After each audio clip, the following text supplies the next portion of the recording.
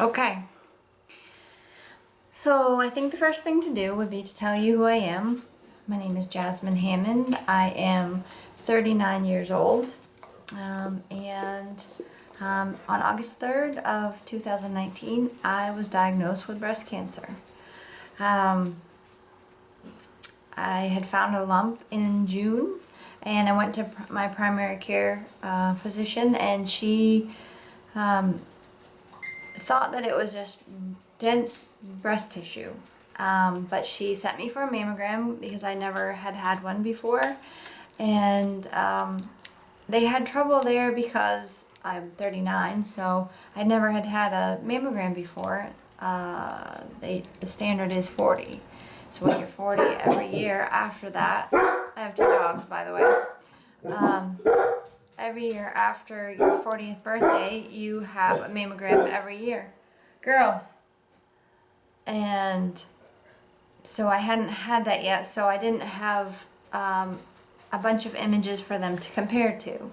Normally, the more images they have to compare something that looks suspicious, the better. So I had no baseline, I guess you would say. So the first time I went was actually on my anniversary, 9-year anniversary with my husband, and I ended up having to come back the day before we left for vacation.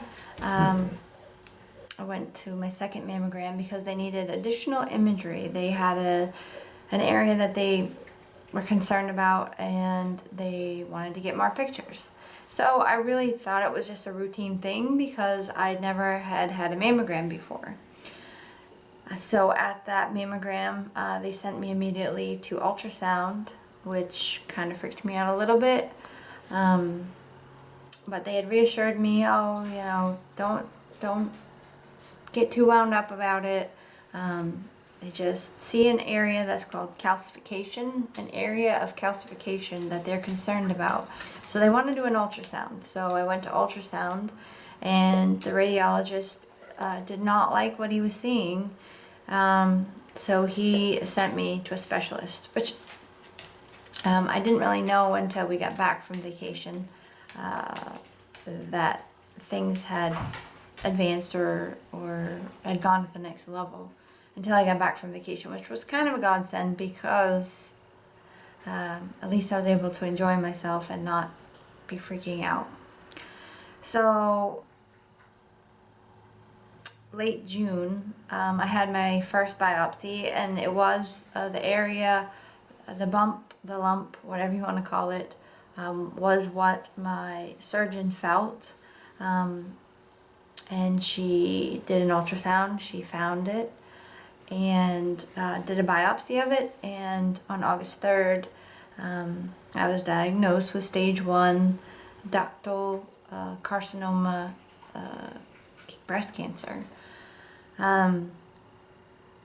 So that was quite a shock, and I just kept waiting for them to call and say, oh, just kidding, we got you mixed up with somebody else, but that didn't happen. So everyone said, well, you're stage 1, so you caught it early, you're lucky, they caught it early, it should be pretty easy for you. So I went to meet with my surgeon and talk about my results from the biopsy, and she said, well, it's stage 1 and it's small, it's slow growing. I really don't think you're HER2 positive, but you are estrogen responsive, ER positive. So we can treat it with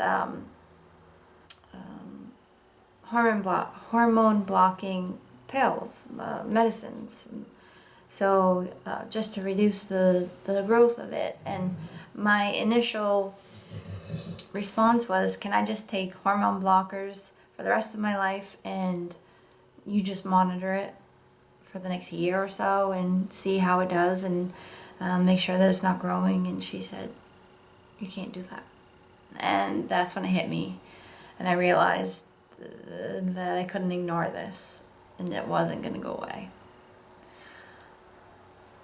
So she sent me for an MRI. I had an MRI, and there were 3 additional areas of concern, but she had warned me that the MRI would give a lot of false positives because they really had to amplify the picture.